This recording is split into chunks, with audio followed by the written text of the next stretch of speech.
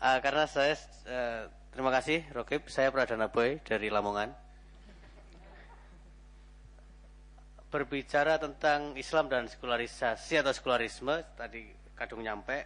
Jadi saya melihat begini. Berangkatnya dari fatwa MUI. Fatwa MUI mengharamkan sekularisme dan seterusnya itu. Dalam penelitian disertasi saya, sebenarnya MUI ini bertarung dengan bayang-bayang.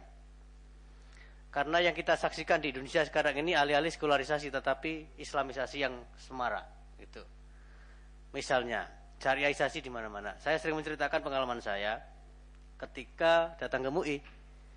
Datang ke MUI untuk wawancara, kemudian ini lanjut atau berhenti secara fikih, lanjut. Sini jawab. Oke. Nah, di situ saya menunggu wawancara tapi nggak jadi, dan saya dikasih informasi bahwa kami baru saja menerbitkan sebuah buku judulnya Direktori Syariah Indonesia. Sebagai orang yang memang belajar syariah, pikiran saya terlalu jauh ketika mendengar istilah Direktori Syariah. Bayangan saya itu berarti tentang sejarah hukum Islam, periodisasi hukum Islam, madhab Islam dan hukum ya, termasuk hukum Islam di Indonesia dan seterusnya. Sudah, sehingga saya bilang sebagai dosen di jurusan syariah, saya mesti punya buku ini. Gitu. Begitu diambilkan, buku itu tebal dan dia sudah bilang ini bukunya mahal mas. Saya karena masih punya beasiswa, saya bilang mahal pun saya beli. Nah gitu. Tapi begitu dikeluarkan buku itu dan memang sangat mewah, saya terkejut setengah mati karena yang mereka sebut sebagai direktori syariah itu adalah direktori perusahaan syariah di Indonesia. Jadi asuransi syariah, perbankan syariah, mungkin juga diskotik syariah, gitu, gitu, pijit syariah, dan seterusnya.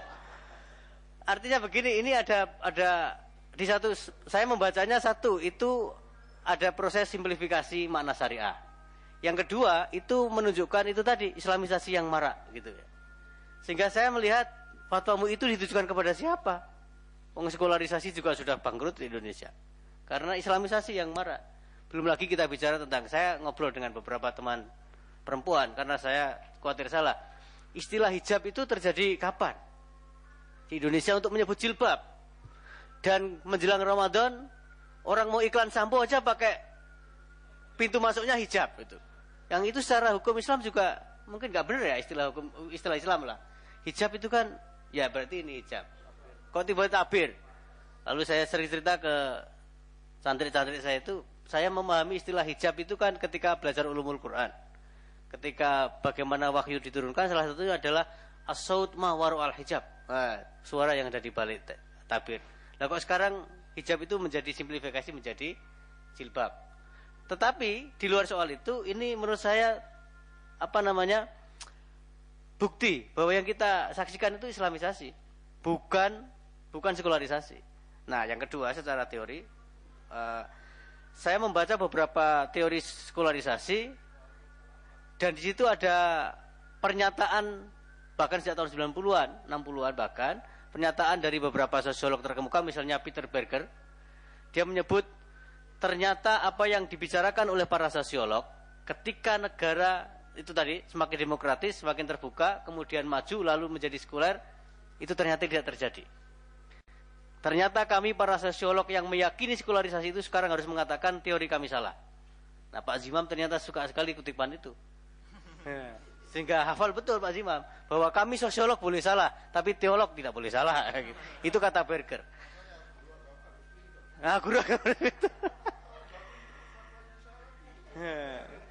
Kemudian tapi itu ditentang. Misalnya ada buku Sacred and Secular, Religion and Politics Worldwide, ditulis oleh Pippa Norris dan Ronald Inglehart. Yang dia bilang, itu bisa betul Peter Berger, tetapi sebenarnya hubungan antara sekularisasi dan agama itu, politik dan agama dan sekularisasi itu jauh lebih kompleks dari sekedar itu. Nah, saya kira itu dua hal yang ingin saya sampaikan berkaitan dengan, intinya saya ingin mengatakan bahwa alih-alih sekularisasi yang kita lihat sekarang adalah islamisasi yang marak dan pengkutupan ekstremitas yang luar biasa.